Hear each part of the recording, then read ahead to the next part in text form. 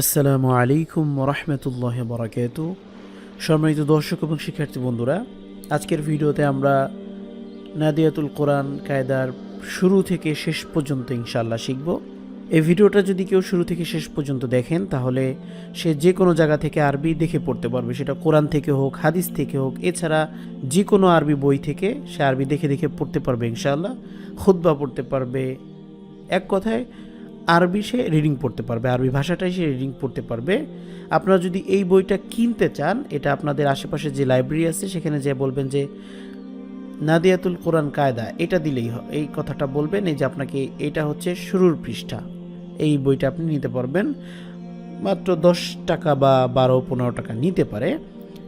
সম্মানিত দর্শক, শুরুতেই আছে হরফ। আপনাকে যে কোনো ভাষা শিখতে হলে সেই ভাষার যে অক্ষরগুলো আছে সেগুলো আপনাকে জানতে হবে। আর আমি যদি একটু শেষের দিকে নিয়ে যাই, এই বইটার শেষের দিকে আসলে কি আছে, এই যে দেখেন, এই যে ইয়াউমানা বাতাশুল বাতাশাতুল কুবরা, আপনি এগুলো রিডিং পড়তে পারবেন, সেই পর্যন্ত এটা দেওয়া আছে। এই যে এগুলো সব কোরআন শরীফের আয়াত, অর্থাৎ আপনারা 24 পৃষ্ঠা এই কায়দার মধ্যে শিখবেন। তো বুঝতেই পারতেছেন যে আমরা এই ভিডিওতে শিখতে যাচ্ছি হরফ চিনা থেকে নিয়ে শুরু করে একদম রিডিং পড়া পর্যন্ত সব আমরা শিখব। অন্যান্য ভিডিওর অভিজ্ঞতা থেকে বলতেছি, অনেকেই বলবেন যে আমি কেন ফেস ক্যাম করলাম না, অর্থাৎ ভিডিওতে আমাকে কেন দেখাচ্ছে না। এই ভিডিওটা দেখে অনেক মা বোনেরাও ভিডিওটা দেখবেন এবং শিখবেন। আমার ফেস যদি তারা দেখেন অবশ্যই তারা গুনাহগার হবেন, আর আমার কারণে যদি তারা গুনাহগার হয় অবশ্যই সেই গুনার ভাগ আমাকেও নিতে হবে। আর আমি যেভাবে ভিডিও করতেছি এবং যেভাবে প্রত্যেকটা, তবে একটা জিনিস সবসময় খেয়াল রাখতে হবে, আরবিকে বাংলা দিয়ে যদি উচ্চারণ করতে যান তাহলে সমস্যা হবে। আমি একটা সমস্যা দেখাই আপনাকে। আমি যদি এই হরফটার কথাই বলি, এটাকে কিন্তু বাংলায় এটার নাম হচ্ছে হা, কণ্ঠনীর ভিতর থেকে বলতে হবে।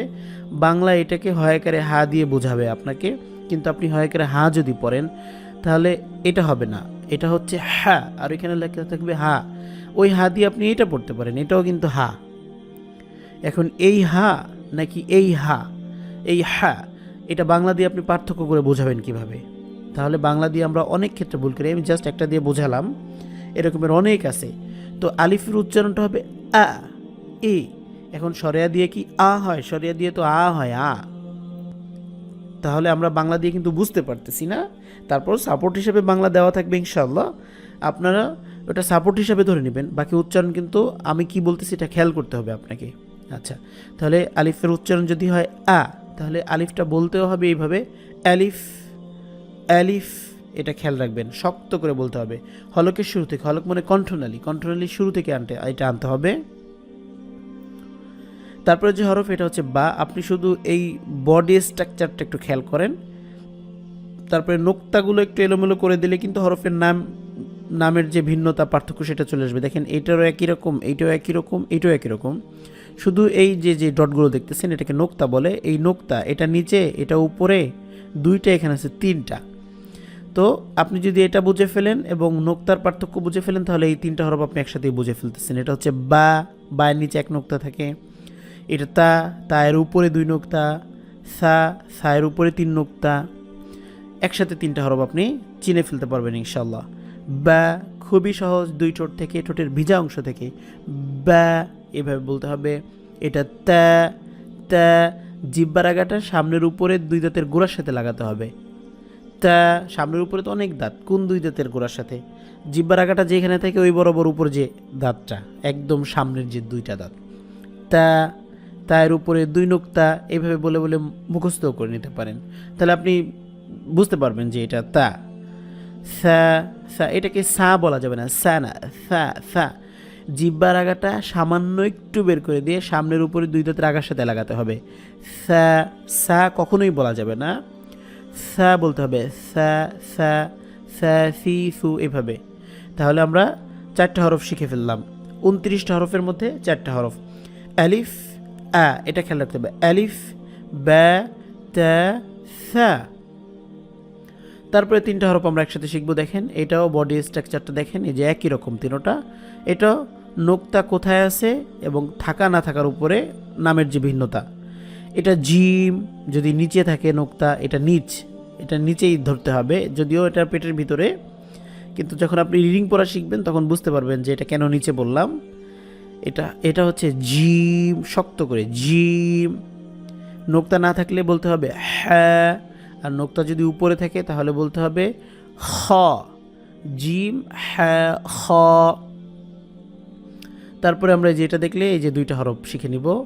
এটা দাল, নোক্তা থাকলে হয়ে যাবে দ্যাল, দাল দ্যাল দ্যাল। জাল বলা যাবে না, কেমন? জাল বলাই যাবে না, জাল বললে ভুল হবে। এটা যেমন সা বলা যাবে না, এটাকে বলতে হবে সা সা। ঠিক ওই সেম একই মাখরাজ থেকে জিব্বার আগার সামনের উপরে দুই দাঁতের আগার থেকে দ্যাল বলতে হবে, দ্যাল রিজু।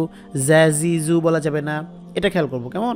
আমরা আরবি তো উচ্চারণ ভালো করে জানতে হবে, না জানলে আপনার অর্থ ভিন্ন হয়ে যাবে, অর্থ চেঞ্জ হয়ে যাবে। যেমন এখানে হা, এই হাটাকে যদি আপনি বলেন হা, তাহলে এই হাত দিকে চলে যাবে, অর্থাৎ শব্দ অক্ষর বদলে গেলে অর্থও চেঞ্জ হয়ে যায়। এই যে দুইটা হরফ, বডি একই রকম, এটা একটু অন্যরকমের করে লেখা, বাকি একই জিনিস, শুধু নোক্তার ভিন্নতা। এটা র, এটা জা, র জা। রয়ের উপরে যদি নোক্তা দেওয়া হয় তাহলে সেটা হয়ে যায় জ্যা, জ্যা, এমন একটা সাউন্ড থাকবে, কেমন? জ্যা। আচ্ছা, আমরা এই দুইটা একসাথে শিখবো। এটা হচ্ছে সিন। এই যে তিনটা দাঁত বলেন বা তিনটা মাথা বলেন, এই যে এরকমের যদি থাকে কোনো জায়গায়, সব জায়গায় এই এই জায়গায় এই অর্ধেকটা থাকবে না, শুধু এটা থাকবে। এটা দেখে আপনাকে চিনে নিতে হবে। ভয়ের কিছু নাই, এক এক পৃষ্ঠায় কেমন কোন জায়গায় কি থাকবে এটা চলে আসবে, আপনার পরের পৃষ্ঠায় বুঝতে পারবেন। এই পৃষ্ঠাটা শেষ করার পরে সেকেন্ড পেজেই বুঝতে পারবেন আসলে কতটা সহজ। এটা হচ্ছে সিন, এটার উপরে যদি তিনটা নোক্তা দিয়ে দেন, এই যে নোক্তা দেওয়া আছে, তাহলে হয়ে যাবে শিন। মুখ ভরে একটা উচ্চারণ হবে, শা শা শব্দ করবে, শিন। এটা সিন, এমন চিকন একটা শব্দ, এটা শিন। আমরা এগুলো একটু খেয়াল করব। এই যে দুইটা হরফ আমরা একসাথে শিখবো। এটা হচ্ছে সদ, মোটা হবে। এই সিন যেমন চিকন ছিল, এটার বিপরীত কিন্তু এটা সদে, সদে মোটা হবে। এটার নাম হচ্ছে ওয়াদে, ওয়াদে। জিব্বার গোড়া দিয়ে, কেমন? এটাকে কিন্তু অনেকে দদ বলে, দদ বললে জিব্বার আগা দিয়ে উচ্চারণ হয়। এটা দিয়ে একটা ভিডিও করা আছে, আপনারা কিন্তু সেই ভিডিওটা দেখে নিতে পারেন। তো এটা বলতে হবে ওয়াদে। জিব্বার গোড়ার কিনারা উপরের মারি দাঁতের গোড়ার সাথে লাগাতে হবে। এই দুইটা হরফ আমরা একসাথে শিখবো। এটা হচ্ছে ত। আমরা প্রথমে যে তা শিখছিলাম, এটা পাতলা ছিল, তা। এটা হচ্ছে ত, ওইটা তা, এটা ত। এই হরফের উচ্চারণের যে পার্থক্য, এগুলো আমাদের খেয়াল রাখতে হবে। ত এর উপর যদি একটা নোক্তা দিয়ে দেওয়া হয়, সেটা হয়ে যাবে য, য। আমরা এটা শিখছিলাম জাল, দা পাতলা, এটা মোটা, এটা য, য। এভাবে বলতে হবে। য উচ্চারণ করার সময় জিব্বার আগা সামনের উপরে দুই দাঁতের আগা, কিন্তু জিব্বার আগাটা একটু ভিতরের দিকে থাকবে, আর এটা জিব্বার আগাটা একটু বের হয়ে যাবে, তাহলে পাতলা উচ্চারণ হবে। এই যে যে ভিন্নতা, এগুলো আমরা একটু খেয়াল রাখবো। এটার নাম হচ্ছে আইন, গলার মাঝখান থেকে, কণ্ঠনালীর মাঝখান থেকে, যেটাকে মাখরাজের পরিভাষায় বলা হয়, আরবিতে লেখা যে হলকের মধ্যখান থেকে। আইন, আইনের উপর যদি একটা নোক্তা দিয়ে দেন, তাহলে হয়ে যাবে গাইন। খুবই সহজ, গাইন। এটার নাম হচ্ছে ফা, ফায়ের উপরে এক নোক্তা। এই গোল মাথাটা খেয়াল রাখবেন, গোল মাথার উপরে এক নোক্তা থাকলে সেটা হয়ে যাবে ফা, ফা। আর যদি গোল মাথা না থেকে এমনি একটা দাগের উপরে থাকে, তাহলে সেটা নুন। এই জন্য গোল মাথাটা খেয়াল রাখতে হবে। এটার নাম হচ্ছে কফ, কফের উপরে দুই নোক্তা, কফ। জিব্বার গোড়া থেকে উচ্চারণ করতে হবে এটা। এটা হচ্ছে ক্যাফ, জিব্বার গোড়া যেখান থেকে উচ্চারণ করছেন তার একটু সামনের দিকে আনলে যেটা হয় সেটা হচ্ছে ক্যাফ, ক্যা ক্যা, ক্যাফ। এটা কফ, এটা ক্যাফ। কফ এবং কাপের যে পার্থক্য, এটা আমাদের খেয়াল রাখতে হবে। এইটার নাম হচ্ছে ল্যাম, খুবই সহজ একটা হরফ, ল্যাম।